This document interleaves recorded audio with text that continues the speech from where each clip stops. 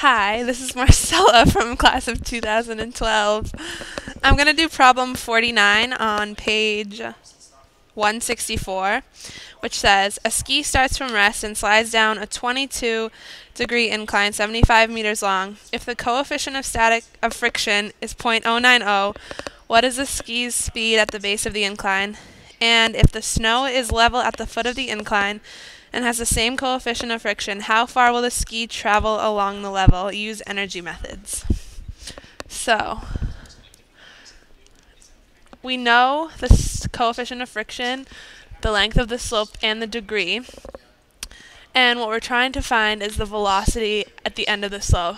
So what we can say is that at the top, the guy is full of gravitational potential energy, and at the bottom, the bucket should be filled with kinetic energy, but it's not because he loses some going down due to friction, which is the work done. So the work done is the gravitational potential energy at A, which is the top,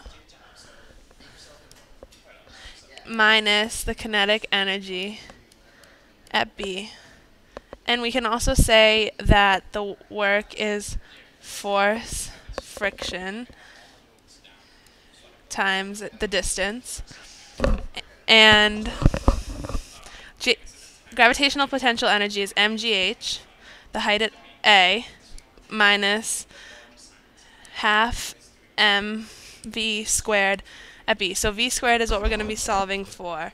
Friction force is also coefficient of friction times n, which is n. And since the skier is going down an incline, the n isn't just gravity, but it's the y component of gravity. So n is mg, which is weight, times y. So it's mgy, which is cosine, mg cosine theta. So friction, static, mg cosine theta times the distance down equals mgha minus half mv squared b. We can cross out the m because it goes all across. And now we can solve. First, we have to solve for this, how high the slope is.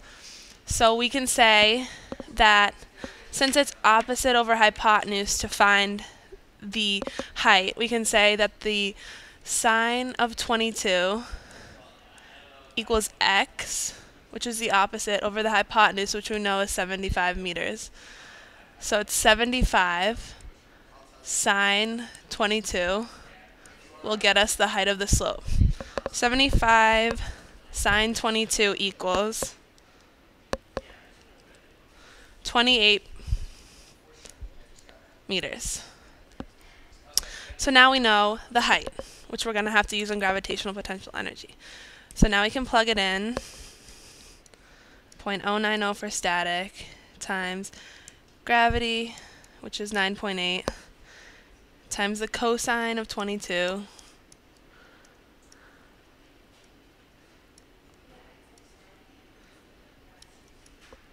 times the distance down, which is 75 meters, equals gravity again, times the height, which we just found is 28 meters, minus half times v, which is what we're trying to find, squared. So now we can solve the first side.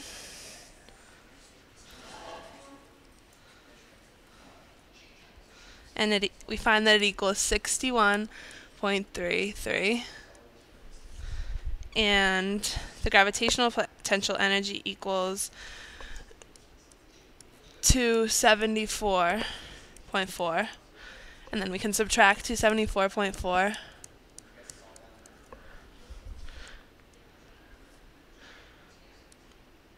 from this.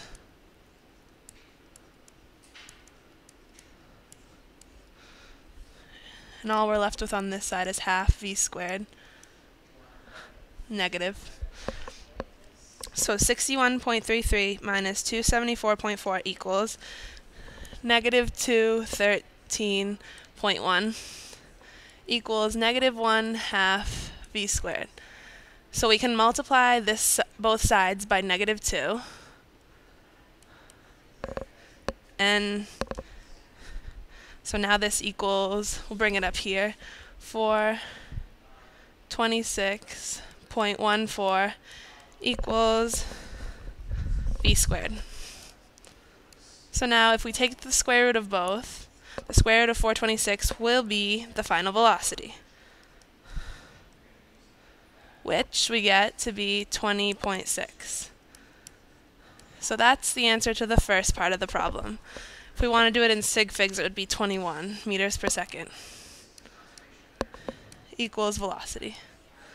Okay. Now we have the second part of the problem. So we can erase this now.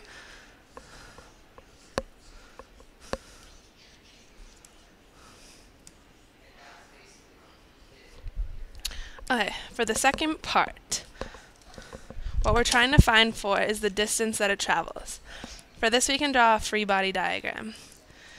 The only force acting on the skier now is friction, moving against the way the skier is moving. So friction force equals F net. We can also say that the net force is mass times acceleration, and friction is static friction, the coefficient of friction times the normal force. And we can plug these in now. So